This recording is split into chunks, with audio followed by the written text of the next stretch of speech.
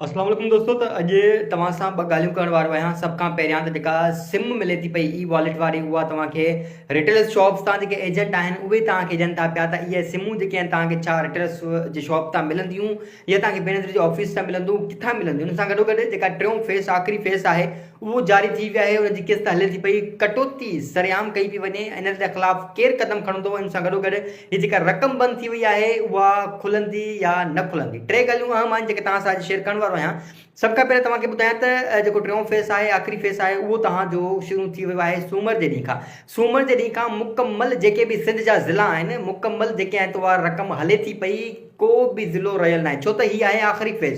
आख़िरी फेस मतिलबु जेके बि ज़िला रहियल हूंदा तव्हांजा, उते तव्हांजी किस्त हले थी पई। बाक़ी ॻाल्हि कयूं त उहे औरतूं जिन जी रक़म बंदि थी वई आहे, पुराणी बेनिफिशियरी जिन ॾे लेटर अची वियो आहे, उन्हनि जो छा थींदो? उन्हनि जो फ़िलहालु कुझु बि न थींदो। उन्हनि जी अगरि अचणी हूंदी त हीअ हिकिड़ी किस्त ईंदी, बाक़ी हो 3 साल लाइ नाइल थी वियूं। उन्हनि खे वरी एजेंट जेके आहिनि उहे वरी तव्हांखे पुलाव ॾियनि था पिया त तव्हांखे असां वरी अर्ल कराईंदासीं, तव्हां एतिरा पैसा ॾियो, तव्हां 10,000 ॾियो, तव्हां जेको आहे त री रजिस्ट्रेशन कराईंदासीं, तव्हांखे फलाणो सिस्टम कराए ॾींदासीं।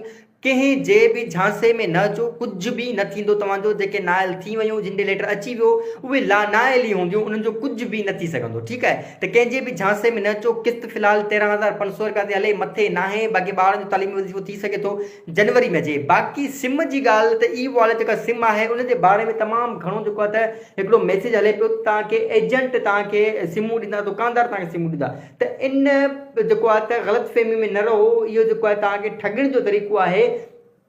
तव्हांखे सिमूं सिर्फ़ु ऐं सिर्फ़ु बेनज़ीर ऑफिस जे तालुका ऑफिस में मिलंदियूं। बेनज़ीर ऑफिस जी जेका ऑफिस आहे तालुका जी, उतां तव्हांखे सिमूं ॾिनियूं वेंदियूं। उहो तव्हांजी बायोमेट्रिक थींदी, तव्हांजो अकाउंट ठहंदो, उन खां बाद में तव्हांखे सिम ॾिनी वेंदी। हीअ तव्हांखे एजेंट कहिड़े तहत तव्हांखे सिमूं ॾींदा? सिम अगरि तव्हांजी गुम थी वञे त वरी बि तव्हांखे उहे बेनज़ीर इनकम सपोर्ट ऑफिस में मिलंदियूं। अॻिली जेका किस्त आहे इनशाला तव्हांजे सिमुनि में ईंदी। 17 नवंबर खां वठी जेको आहे त ई वॉलेट अकाउंट ठहणु शुरू थी वेंदा। हाणे जेका अॻिली किस्त आहे उहा तव्हांखे मिलंदी सेंटरनि तां। सेंटर तां किस्त मिलंदी त उन सां गॾोगॾु छा थींदो? सेंटर तां किस्त बि मिलंदी, सिम बि मिलंदी। त तव्हांजी जेका परेशानी आहे उहा मुकमल ख़तमु थियण वारी आहे। तव्हांखे सिमूं बि मिलंदियूं ऐं तव्हांजी रक़म बि जेका आहे तव्हांजी उहा तव्हांखे सेंटर तां मिलंदी। बाक़ी कटौतीअ में जॾहिं ई वॉलेट ठही वियो त 80 खां 90% जेको आहे त ज़ाब्तो अची वेंदो, कटौती ख़तमु थी वेंदी। छो त तव्हांजी जेका रक़म आहे तव्हांजी ई वॉलेट में अची वेंदी, सिम में अची वेंदी। पोइ तव्हां उहा ATM मां कढायो, कंहिं ॿिए खे ट्रांसफर करियो, या हज़ार ते 10 रुपया कटौती आहे, 10 रुपया कटौती आहे, 13,000 तव्हांजा 130 रुपया कटौती थींदा, वधीक न थींदा। त उन तहत तव्हां रक़म कढाए सघो था। बाक़ी फ़िलहालु त एजेंटनि भड़दार मचाए ॾिनी आहे। औरतुनि जूं एॾी कटौती कनि था पिया। गंबट में त छा ॾिसां तव्हांखे, गंबट में जेके एजेंट माफ़िया आहिनि उहे 1500, 2000 ऐं नयुनि औरतुनि खां त 5-5 हज़ार